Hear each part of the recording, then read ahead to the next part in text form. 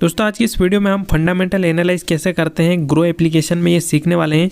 तो अगर आप भी फंडामेंटल एनालाइज करना चाहते हैं किसी भी स्टॉक का ग्रो ऐप में तो आप इस वीडियो को पूरा देखिएगा शुरू से लेकर एंड तक। आज की इस वीडियो में मैं आपको कंप्लीट एक्सप्लेन करके बताने वाला हूँ। एंड फंडामेंटल एनालाइज करने में जिन जिन रेशियोज का यूज होता है उनको भी आज की इस वीडियो में जो हम आसान भाषा में समझने वाले हैं। तो चलिए वीडियो को स्टार्ट करते हैं बिना किसी देरी के। तो दोस्तों यहाँ आपको ग्रो ऐप में जिस भी स्टॉक के फंडामेंटल एनालाइज करना है उसे यहाँ आपको जो है सर्च कर लेना है।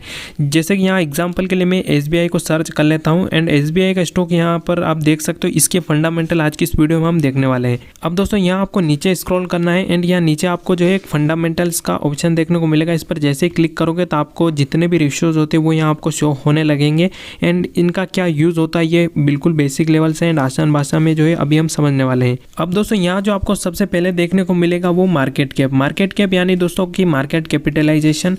अब इसका क्या मतलब होता है एंड इसको हम कहाँ यूज करते हैं फंडामेंटल्स एनालाइज करने में। मार्केट कैपिटलाइजेशन को दोस्तों आप ऐसे समझो कि अगर आपको इस कंपनी को पूरा खरीदना है, इस कंपनी के जितने भी टोटल शेयर्स हैं अगर आप उन्हें खरीदोगे तो आपका जितना पैसा लगेगा वो मार्केट कैप है। जैसे कि SBI का अभी जो मार्केट कैप है वो 7,35,567 करोड़ है। अब इतना पैसा आप अगर दे पाओगे तो इसके जो है टोटल शेयर्स आप इसके खरीद पाओगे। अब जो मार्केट कैप होता है दोस्तों वो आपको ये भी बताता है कि कोई कंपनी कितनी बड़ी है, जिसका जितना ज़्यादा मार्केट कैप होगा वो कंपनी उतनी ज़्यादा बड़ी होगी। जैसे कि आपने सुना होगा कि एप्पल, गूगल, माइक्रोसॉफ्ट दुनिया की सबसे बड़ी कंपनी है। अब दोस्तों वो क्यों है? क्योंकि दोस्तों उनका जो मार्केट कैप है वो दुनिया में सबसे ज़्यादा है, इसलिए वो दुनिया की सबसे बड़ी कंपनी है। अब जो मार्केट कैप होता है दोस्तों वो भी 3 प्रकार का होता है, स्मॉल कैप, मिड कैप और लार्ज कैप। अब इसके ऊपर हम किसी और वीडियो में डिटेल में बात करेंगे। आज आप सिर्फ इतना समझिए कि जिस कंपनी का जितना ज़्यादा मार्केट कैप होगा वो कंपनी उतनी ज़्यादा वेल स्टेबल एंड स्टेब्लिश होगी। अब जानते हैं दोस्तों ROE के बारे में, इसका क्या मतलब होता है। तो दोस्तों ROE का फुल फॉर्म होता है रिटर्न ऑन इक्विटी। अब इसको अगर हम आसान भाषा में कहें तो इसका मतलब होता है कि कोई भी कंपनी जिसमें हम इन्वेस्ट कर रहे हैं उसमें जो शेयर होल्डर का पैसा लगा है उस पर कंपनी कितना रिटर्न कमा कर दे रही है ये हमें ROE से पता चलता है। दोस्तों अगर हम इसको और आसान भाषा में एक्सप्लेन करें तो दोस्तों इसमें क्या होता है, 2 चीज़ें होती है, जैसे कि एक रिटर्न हो गया और दूसरा इक्विटी हो गया। तो इक्विटी का मतलब होता है आप जो भी पैसा लगा रहे हो वो, जैसे कि आपने किसी बिजनेस में 100 रुपये लगाए तो ये क्या होगा, 100 इक्विटी हो गया। और उस 100 रुपये पर अगर कमाई 120 रुपये की हुई है तो जो कमाई 130 रुपये है वो क्या हो गया, रिटर्न हो गया। इसी प्रकार से हम इसको एक एग्जांपल के तौर पर समझ लेते हैं। जैसे कि किसी कंपनी में इन्वेस्टर्स का पैसा जो है वो 100 करोड़ लगा है। इन्वेस्टर वो जो कि पैसा लगाते हैं, जैसे कि आपने किसी कंपनी में 100 रुपये इन्वेस्ट किया तो आप क्या हो गए, इन्वेस्टर हो गए। उसी प्रकार से किसी कंपनी में 100 करोड़ इन्वेस्टर्स द्वारा पैसे लगाए गए हैं और अगर वो कंपनी 1 साल के अंदर 20 करोड़ कमाती है। अब यहाँ अगर हम इसके ROE को निकालें तो उसके लिए हमें इसके फॉर्मूले का यूज़ करना पड़ेगा। इसका फॉर्मूला होता है net profit divided by total average equity. अब दोस्तों यहाँ जो नेट प्रॉफिट है वो कंपनी के जितने भी खर्चे और टैक्सेस और एम्प्लॉयज़ की सैलरी को हटाकर जो कंपनी ने नेट इनकम जो कमाया है उसे यहाँ पर नेट प्रॉफिट कहते हैं। और टोटल एवरेज इक्विटी यानी कि इतना पैसा जो है शेयर होल्डर द्वारा लगाया गया है वो टोटल एवरेज इक्विटी होता है। अब यहाँ अगर हम इसके ROE को निकालें तो यहाँ अभी जो हमने एग्जाम्पल लिया था उसमें कंपनी की जो नेट प्रॉफिट है वो 20 करोड़ है और जो शेयर होल्डर्स का पैसा लगा है जो टोटल इक्विटी है वो कितनी है, 100 करोड़ रुपए। तो अब यहाँ अगर हम इसके ROE को निकालें तो वो आएगा 0.2। अब हमें जो है इसे परसेंटेज में कन्वर्ट करना पड़ेगा क्योंकि दोस्तों ROE जो होता है वो हमें परसेंटेज में ही देखना होता है।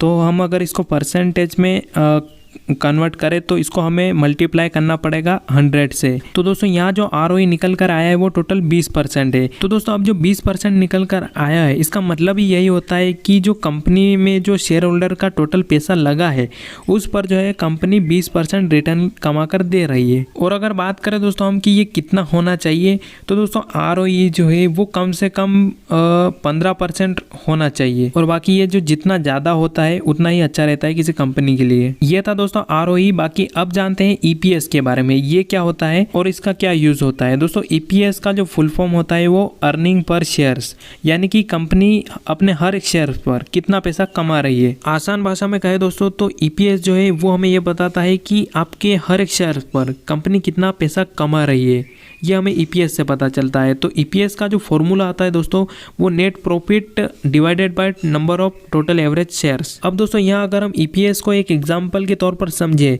तो जैसे कि अगर कोई कंपनी 100 करोड़ रुपए का जो है प्रॉफिट कमा रही है, वही कंपनी के जो टोटल नंबर ऑफ शेयर्स हैं वो 10 करोड़ है, तो यहाँ हम इसके फॉर्मूले का यूज करते हुए नेट प्रॉफिट को टोटल नंबर ऑफ शेयर से डिवाइड करेंगे। यानी कि 100 करोड़ को 10 करोड़ से अगर हम डिवाइड करेंगे तो हर एक शेयर पर जो पैसा निकल कर आएगा वो 10 रुपए निकल कर आएगा। अब ये जो 10 रुपए दोस्तों ये EPS है, यानी कि अर्निंग पर शेयर। हर एक शेयर पर कंपनी 10 रुपए कमा रही है। अब ये जो 10 रुपए दोस्तों ये आपके है। अगर इस कंपनी के एक शेयर को आपने खरीदा तो ये कंपनी अगले साल तक जो आपको 10 रुपए कमा कर देगी। जैसे कि यहाँ आप EPS देख सकते हो SBI का कितना है 76.0.5 रुपए जो यहाँ पर EPS है।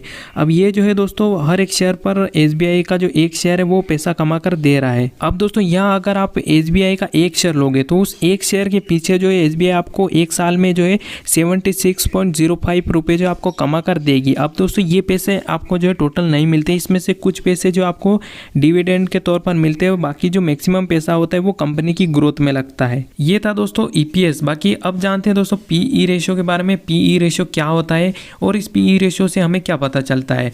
तो दोस्तों PE रेशियो का फुल फॉर्म होता है price to earning ratio. PE ratio को मैं आपको कम शब्दों में और बहुत ही आसान भाषा में समझाऊंगा ताकि आपको एक ही बार में सब कुछ समझ में आ जाए। अब दोस्तों जो PE रेशियो होता है ये हमें बताता है कि कोई भी शेयर्स जो है वो हम ले रहे हैं तो वो हमें महंगे में मिल रहा है या फिर सस्ते में मिल रहा है। तो दोस्तों PE रेशियो को आप ऐसे समझो कि आप अगर किसी कंपनी में इन्वेस्ट करने का सोच रहे हो या फिर कर रहे हो इन्वेस्ट, तो अगर उस कंपनी का PE रेशियो 20 है तो यहाँ आप कह सकते हो कि आप उस कंपनी की 1 रुपए की नेट अर्निंग के लिए आप उसे 20 रुपए देने के लिए तैयार हो। अब दोस्तों यहाँ आपको ये तो पता चल गया कि इस कंपनी में आप 1 रुपए कमाने के बदले जो है इसमें 20 रुपए देने के लिए तैयार हो, लेकिन आपको यहाँ से ये कैसे पता चलेगा कि आपको ये सस्ते में मिल रहा है या फिर महंगे में मिल रहा है। तो दोस्तों ये आप बेहद ही आसानी से पता कर सकते हो। आपको कुछ नहीं करना है, बस उस कंपनी के PE रेशियो को उसी सेक्टर की दूसरी कंपनी के PE रेशियो के साथ कंपेयर करना है। कंपेयर करने के बाद जिसका भी PE आपको कम देखने को मिले वो आपको सस्ते में मिलेगा। जैसे कि यहाँ भी हम देख लेते हैं कि जो SBI का PE रेशियो है वो 10.84 रुपये है।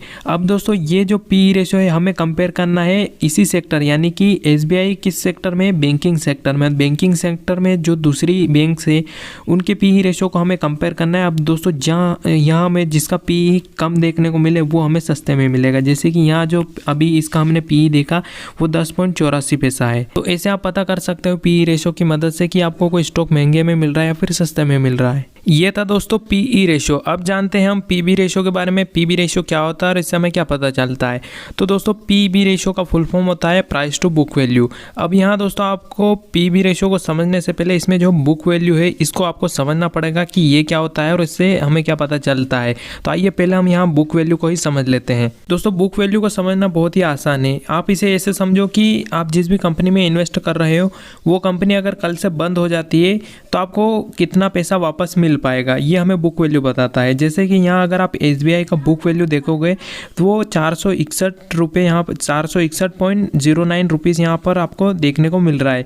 तो दोस्तों ये पैसा जो है आपको हर एक शेयर पर मिलेगा, यानी कि अगर ये कंपनी कल से बंद होती है तो आपको एक शेयर के बदले इतने पैसे मिल जाएंगे, बाकी के पैसे जो है आपके डूब जाएंगे। बाकी दोस्तों कोई भी कंपनी ऐसे बंद नहीं होती है, लेकिन यहाँ आपको जो बुक वैल्यू आपको देखना चाहिए, क्योंकि इससे आपको ये पता चल जाएगा कि इस कंपनी में अगर आप इन्वेस्ट कर रहे हो तो आपका कितना जो पैसा है वो कितना सेफ रहने वाला है। अब दोस्तों आपके मन में सवाल आया होगा कि बुक वैल्यू जो यहाँ पर ये पैसा दिखा रहा है, यानी कि 461 रुपये 0.09 जो SBI का यहाँ पर दिखा रहा है, ये पैसा आएगा कहाँ से। अब दोस्तों जैसे ही कोई कंपनी बंद होती है तो उसमें क्या होता है कि उस कंपनी के जितने भी एसेट्स होते हैं, एसेट्स यानी कि वैल्यूएबल चीज़ें, जैसे कि जिन्हें बेचकर जो है पैसा कलेक्ट किया जा सके, जैसे कि हो गए आपकी ज़मीन हो गई और मशीनें और सोना, इन्हें बेचकर जो है जितने भी पैसे होंगे उन सभी पैसों को शेयर होल्डर में बांट दिया जाएगा। लेकिन उससे पहले यहाँ पर जो है अगर कंपनी ने लोन लिया होगा, कर्जा लिया होगा, तो उसे पहले चुकाया जाएगा। देन उसके बाद अगर कोई पैसा बचता है तो वो शेयर होल्डर में बांटा जाएगा। अब जो पैसा बचता है दोस्तों वही यहाँ पर जो बुक वैल्यू दिखा रहा है, ये वही पैसा है जो बचता है। आपके हर एक शेयर पर इतना पैसा बचेगा। अगर आप इस कंपनी में इन्वेस्ट करते हो, मान लीजिए कंपनी बंद हो जाती है तो आपको इतना पैसा मिलेगा एक शेयर के बदले। तो ये था बुक वैल्यू। आई होप आपको समझ में आया होगा। अब जानते हैं हम पीबी रेशो के बारे में। पीबी रेशो क्या होता है और इससे हमें क्या पता चलता है। अब यहाँ दोस्तों अगर हम पीबी रेशो को आसान भाषा में एक्सप्लेन करें तो इसका मतलब ये होता है कि किसी भी कंपनी में अगर हम इन्वेस्ट कर रहे हैं तो उस कंपनी में हम 1 रुपये के नेट एसेट के बदले हम कितने रुपए एक्स्ट्रा देने के लिए तैयार हैं। जैसे कि दोस्तों यहाँ जो पीबी रेशो है एसबीआई का वो 1.79 रुपीज़, यानी कि हम यहाँ 1 रुपये के नेट एसेट के बदले हम 1.79 रुपीज़ दे रहे हैं। जैसे कि दोस्तों थोड़ी देर पहले हमने जाना था कि जो बुक वैल्यू था उससे हमें टोटल वैल्यू का पता चल जाता था, यानी कि कंपनी के बंद होने पर हमें जो है इतने एसेट की वैल्यू पर जो भी पैसा बनेगा वो हमें यहाँ पर दिया जाएगा। वहीं पीबी रेशो से हमें ये पता चलता है कि 1 रुपये के नेट एसेट के बदले हमारा कितना पैसा लगेगा। यहाँ दोस्तों आपको थोड़ा बहुत कन्फ्यूज़न आ रहा होगा, लेकिन दोस्तों अगर आप इसके फॉर्मूले को देखोगे तो आपका सारा कन्फ्यूज़न दूर हो जाएगा।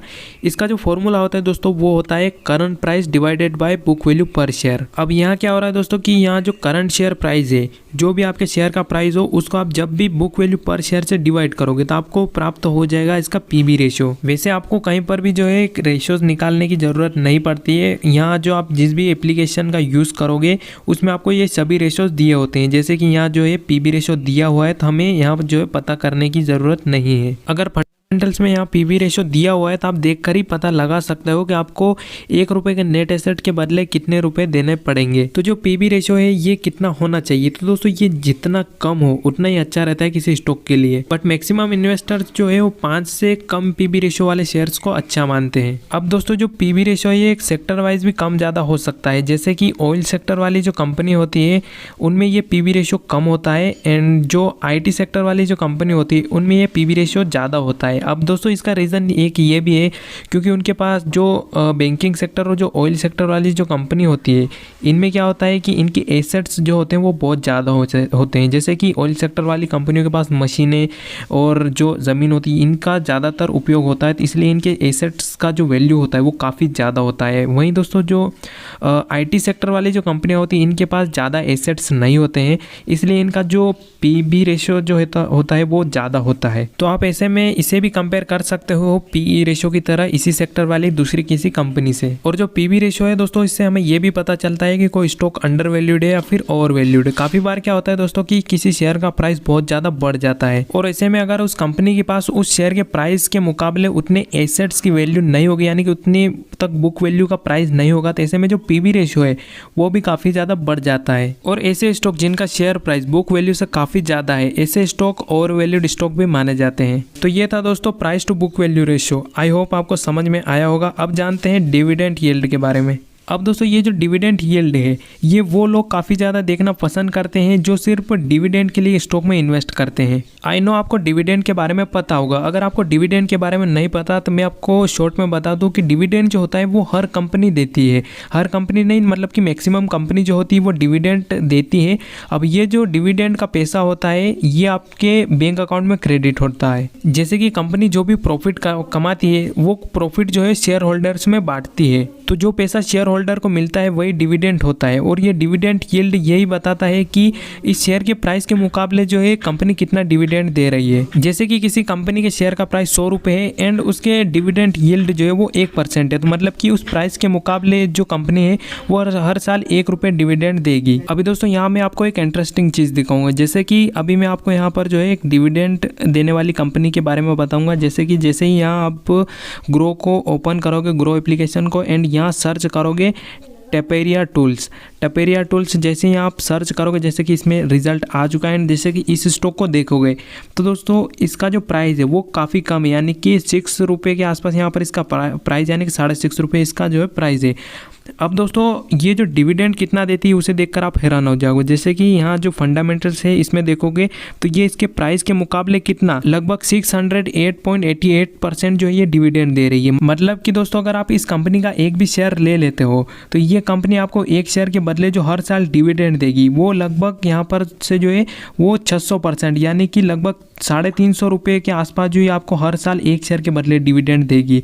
अब ये दोस्तों आप इस शेयर को बाय नहीं कर सकते क्योंकि इसके जो शेयर्स हैं वो सभी ने ले रखे हैं, इसे जो है कोई सेल करने के लिए तैयार नहीं है। अब अगर आप चाहे दोस्तों तो आप इसे ग्रो एप्लीकेशन में जाकर जो है सर्च भी कर सकते हैं। तो ऐसे ही दोस्तों हम बहुत ही आसानी से पता कर सकते हैं कि कोई भी कंपनी कितना डिविडेंड दे रही है। ये हम डिविडेंड यील्ड की मदद से बहुत ही आसानी से देखकर पता पता कर सकते हैं। ये था दोस्तों डिविडेंड यील्ड। आई होप आपको समझ में आया होगा। अब जानते हैं दोस्तों इंडस्ट्री पीई के बारे में। जैसे कि दोस्तों थोड़ी देर पहले हमने कंपनी के पीई रेशियो के बारे में जाना था कि वो क्या होता है और उसका क्या यूज होता है, लेकिन दोस्तों यहाँ क्या है कि इंडस्ट्री पीई है, यानी कि ये जो पी रेशो होता है इंडस्ट्री का, ये पूरे सेक्टर का होता है। यानी कि अभी हम किसके स्टॉक को एनालाइज कर रहे हैं, एसबीआई का। एसबीआई किस सेक्टर में आता है, बैंकिंग सेक्टर में। तो बैंकिंग सेक्टर में जितने भी बैंक होती है उन सभी का जो एवरेज पी है वो इंडस्ट्री पी कहलाता है। अब दोस्तों आपके मन में सवाल आया होगा कि ये हमें क्यों देखना चाहिए और इससे हमें क्या पता चलता है।